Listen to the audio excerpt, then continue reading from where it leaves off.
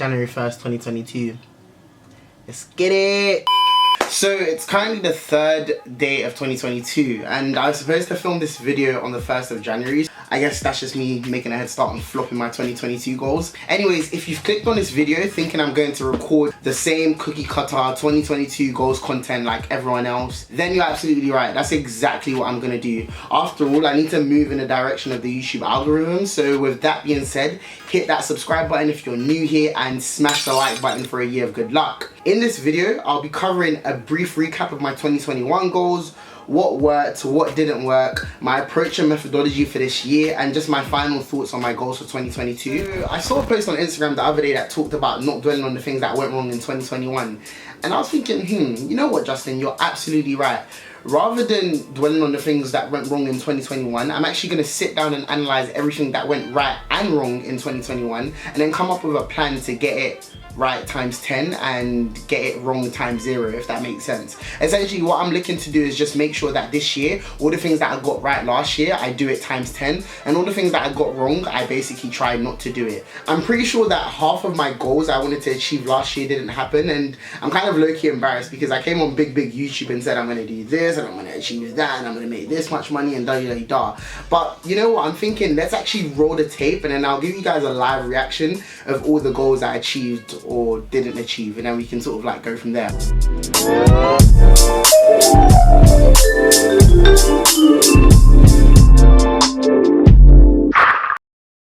Without too much thought, my goals for 2021 is to read 12 books in 12 months. Yeah, so I mean, I feel like I could have actually read 12 books if I got into a good reading flow. Again, this is just excuses. The goal I want to do is to make £10,000 in 6 months. Yeah, I definitely did make 10,000 in 6 months. Another thing I want to do is I want to start investing in 2021, like actively investing. I did achieve that goal. I was very aggressive with my investing strategy this year. Another thing, I want to derive 3 sources of income. I don't know, I would say I'm on the fence about if I achieved that goal. If I'm really being objective, I didn't achieve that goal at all. Because like this year, I want to actually have lucrative sources of income. I want to launch a digital product within my startup. So yeah, I did launch a digital product within my startup. I feel like you guys should know like what my startup is by now. I want to enter a new tax bracket because I didn't achieve it, but I did. I had the offer to enter a new tax bracket, but I just turned it down. I have the receipts. I'm actually going to make a video on this, but yeah. And I want to get a promotion in my working life. Again, another goal that I achieved and I turned it down. I want to also drop 48 videos this year, 48 YouTube videos. Didn't do that. Didn't drop 48 videos. I want to continue to do more. I feel like I did that last year. I feel like I'm going to do it a hell of a lot this year. So, and I wanted to dedicate time this year towards learning something new. I wouldn't say I necessarily dedicated time towards learning something new. I feel like I just had to learn new shit. The reason I say this is because I've sort of made a career change from what I was initially doing. There was so much stuff like I just had to like wrap my head around and had to learn. Had to do a bit of like financial modeling, had to like really understand the markets and understand like the investing landscape as well. And yeah, I was sort of compelled to learn something new as opposed to like really dedicating time to doing that. Now, in my 2021 goals video, I talked about how I'm not a fan of the SMART technique of setting goals. And I'm still not a fan of that technique for all the exact reasons I noted in that video. However, I claimed that I was going to be adopting this universe and vibes approach, aka just going with the flow, right? That only really works when you center your sort of methodology around one major goal, i.e. saying I want to get first class in my degree, or I want to save up for a deposit, or I want to have X amount of savings. What I realized is that the universe gets confused when you rely on it for a bunch of goals, because it's like, what the hell, stop being greedy and pick one. So there's a clear conflict on, you know, what the universe just sort of focuses attention on, right? In all seriousness, all jokes aside, my rationale for advocating for the go of the flow model last year is, you know, because I underestimated how ambitious I've become over time. What I essentially mean by this is that I used the go with the flow model predominantly from when I was a teenager all the way up to university, and it was always centered around one major goal, such as saving for my first car or getting a first class in my degree. You don't really need in-depth planning for goals like that, because the actions to achieve these seem straightforward to me, at least. You know, like saving for a car was as simple as me just working a lot of overtime basically, or you know, trying to save up a certain amount for a year was simply me just, you know, cutting back on my spending, and you know, sort of trying to get a first class degree was literally just working harder and like being focused and cutting out distractions. It was sort of easy to do a go of the flow model and, you know, sort of like just rely on the quote unquote universe and vibes kind of technique, right? Since graduating from university up until 2021, I've matured mentally and I've sort of been exposed to the greater challenges and complexities of life. And that statement sounded way more deeper than I intended it for it to be, but long story short, I'm way more ambitious, and in hindsight my 2021 goal setting strategy just didn't match the level of ambition that I've sort of acquired and gained over time as I've grown up. I also advocated for not writing your goals down and instead adopting this speak it into the universe flex. First of all, I actually need to leave the universe alone, because the universe is really not involved. It's got other things to be doing, like, you know, making sure the whole world functions rather than trying to make me a millionaire by 30. My rationale for advocating for the speak it into existence model is because, at least for me anyways, broadcasting my goals creates this innate pressure for me to, you know, work harder in order to achieve them. But then that sort of raises the question, like, who are you really trying to, you know, work on your goals for and achieve these things for? Is it for you or is it for someone else? And you shouldn't answer that question, because that's a very rhetorical question. It should always be for you. I realized that this concept of pressure to perform because I told someone or told everyone about my goals is just bullshit. Quite frankly, when I'm actually going through the trenches, I could care less about who I told my goals to, because I literally just want to survive.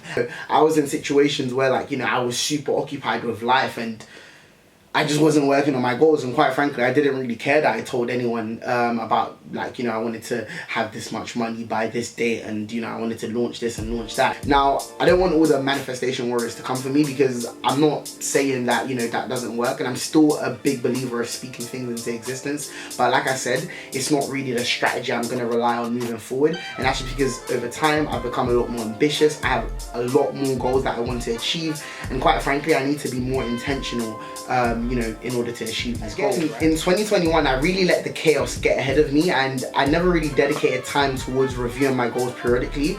And that's because, for starters, I never wrote down flipping goals, so there was really nothing for me to review. I would occasionally do like a little brain dump and just like put pen to paper on what I got going on, and you know, like sort of try to see like where things are. Upon reflection, that was never really a true review. It was really just to kind of clear my head whenever I felt overwhelmed and just identify quick wins for, like, you know, some sort of quick self-gratification. I kind of said the thing along the lines of, like, if it's a priority, then you would already be working on it, which I still believe is true to a certain extent, but then it's also untrue, because goals are essentially aspirational. They're things that you want to start, things you want to explore, things you want to become. They're not really business as usual checklist items. Another thing that I really messed up on as well is that I tried to do everything simultaneously, and this was especially in my startup when we were working on like projects. I tried to, like, you know, work on like 3 projects at a time, and like, you know, we got more people working in the startup and doing a lot of stuff, but in hindsight that was just really counterproductive, and it led to like things not really moving efficiently. In terms of my 2022 approach, for starters, I've written down my goals, so we thank God for that. I finally decided to become a Notion babe, and I'm living my truth as a true hustle culture YouTuber. I dare you to go on YouTube and literally watch any goals orientated video. You'll probably see a YouTuber plug in like their Notion template or something. I copped this Notion template from my babes, and I personally think it's a very sick template, but you know, what do I know? I'm very, very new to Notion, and you know, I have a biased opinion, right? Because, you know, my baby made it. Just to run you guys quickly through the template. On the main page of the template, we just have, you know, the goals page, and you can title it anything you want. I've noted down like a review schedule and when I'll be carrying out my next review. And then when you look across the page, there are a number of categories that my goals are split into. So ventures, finance, career, etc. And then for a category like ventures, there's subcategories, which are essentially like the different businesses that I am working on or have, right?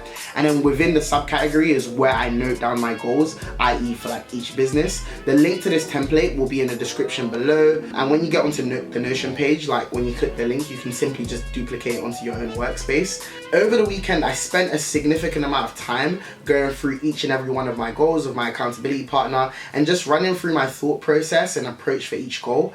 You guys would have met Abby from my last video, or no, the video before that. We both work in asset management, we're both content creators, we're about to be business partners, so she really kind of passed the accountability partner vibe check. And I'm sure she'll sort of say the same thing. We're both in a very, very like, you know, similar positions in our lives right now, so our goals are kind of like aligned, and you know, they kind of like complement each other in that sense. When accountants are forecasting financials, they adopt this concept known as prudential accounting, which is essentially a way of being conservative when you're planning ahead.